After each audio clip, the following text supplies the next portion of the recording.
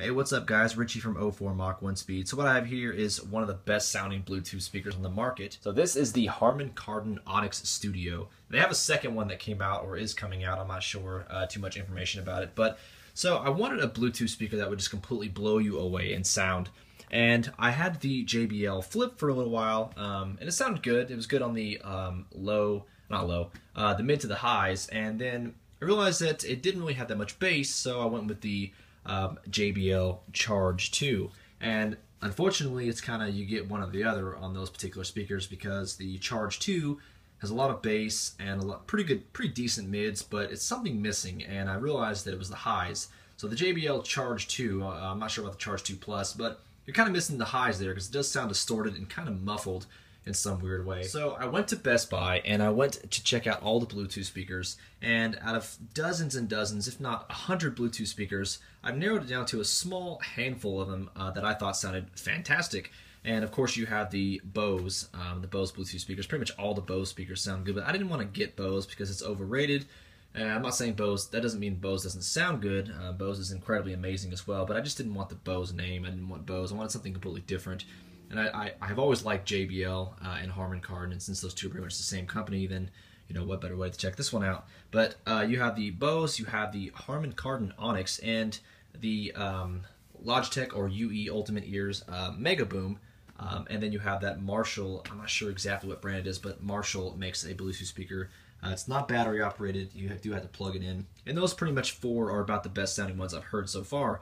And to be quite honest, in my personal opinion, I thought this one sounded the best out of every single one of them. It wasn't too long ago that I saw a review on YouTube of some guy that was comparing the Harman Kardon Onyx and the Beats by Dre Beatbox, and he said the Beats by Dre Beatbox just completely blew the Onyx away. So unfortunately for that particular reviewer, the Harman Kardon Onyx does not get blown away by the Beatbox, and the Beatbox has more bass, but this does sound overall a lot better than the Beatbox. So if you do get a chance, if you are looking into this particular speaker, I would go to Best Buy and check it out. It doesn't matter if you get it from Best Buy or Amazon. I noticed that they're all kind of hovering around the same price. This particular speaker used to be $400. It used to be a Sprint exclusive speaker, but they range about $200 now. Best Buy told me that this speaker's on sale. It was $400, but everywhere you go it's $200. So I don't have any doubt that it was a $400 speaker at one point, but now it's about $200. So if you can get one of these for $200, trust me, you won't regret it. All right, so for the pros and cons, the pros obviously is the fact that it sounds unbelievably incredible. It sounds just amazing in every single way. It has a perfect balance of lows, mids, and highs.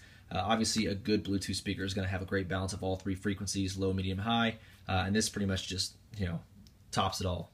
All right, so for the cons, the only couple, it's not really so much as a con, but unfortunately, you only have two ports back here. You have the actual USB, that's for servicing. I think you can charge it on that, but I'm not sure. And then you have the actual power port right there. You can plug in the AC outlet and charge it as well. Now, it doesn't have a auxiliary input, which kind of sucks, because it would be nice to know you have that feature if you want to use an auxiliary cord. Sorry, I can't speak today. Instead of using Bluetooth all the time. So one of the things that I actually found kind of interesting, mostly bizarre I guess, is the fact this giant speaker that actually has 60 watts of power. Each one of those tweeters or high range, high frequency drivers up there, obviously the tweeters, are 15 watts a piece, and the mid to lows are 15 as well. So you have overall power of about 60 watts, and all that's being powered by just a single 2600 milliamp lithium ion battery, basically one of these. So you have a little tiny 18650 powering that giant speaker, and I played it for over an hour, fully charged at pretty decently high volume, and the battery indicator never came on saying it had a low battery. So somehow, miraculously, this little battery can power this giant speaker. So I thought that was kind of interesting. All right, so of course you have the two, I think they're 3.5 inch, not 4 inch, I'm not sure. You have the mid to low drivers right there, and then you have the 3/4 inch tweeters or high drivers right there. And then you have a passive radiator in the front and a passive radiator in the back. The one in the back seems to be putting out more bass than the one in the front. I guess it's just because that's which way the magnet in the air is being forced backwards. I'm not sure. But in case you didn't know, I'm sure that 99% of you people know exactly what these things are. For that random one person that doesn't exactly know what a passive radiator is, it's a pretty simple design. pretty simple indeed. This right here and the one in the back, there is absolutely no power or no energy at all moving to those particular, well, fake drivers. There's no energy, no power, no magnets, no nothing. It's basically just a passive radiator. It absorbs the low frequency sound waves or bass that is coming off these particular speakers, and it's vibrating this erratically in the one in the back as well, and creating bass that basically uses no energy. So that's pretty interesting design, and a lot of speakers are going to that these days. Alright, so instead of most YouTube videos where people play music on there so you guys can hear it, it's a YouTube video. I mean, how good are you possibly going to hear the speaker? In order for you to find out, you have to go in person to Best Buy or wherever somebody sells them and check them out yourself. I had no intention on buying this speaker when I went to Best Buy, but it sounded so good that I had to buy it. So sorry, the cat just wants to be in the video. It's been in a lot of my videos, so I'm sorry. How easy it is to sync up. This thing is actually extremely easy to sync up. Basically, all you do is push the power button, of course, and the Bluetooth light is always flashing. So it's a button itself. You basically have 4 buttons. You just have the Bluetooth, the volume control, and the power button. As you can see, it's not flashing, so the battery's not dead. I haven't charged it at all, except for that one time. And like I said, the Bluetooth light is always flashing when it comes on, so you really never even need to push that button at all. Connect, and there was the one at Best Buy that I tested. Got the flip, the charge to the Onyx at Best Buy, and then this one. Okay, I said it was easy. Maybe it's not that easy. Let's try it again.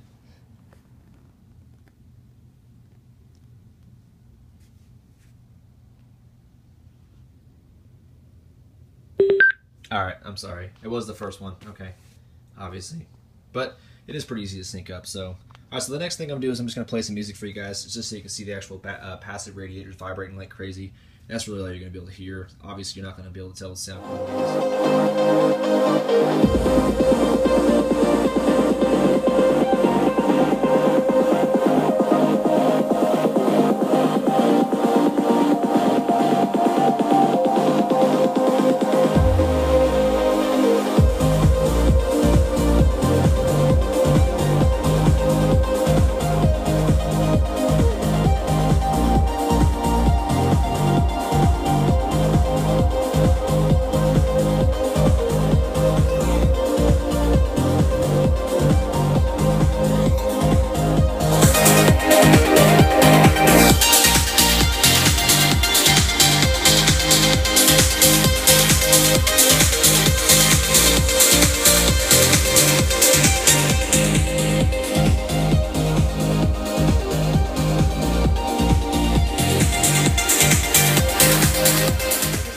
sums up a small review of the Harman Kardon Onyx Studio Bluetooth speaker.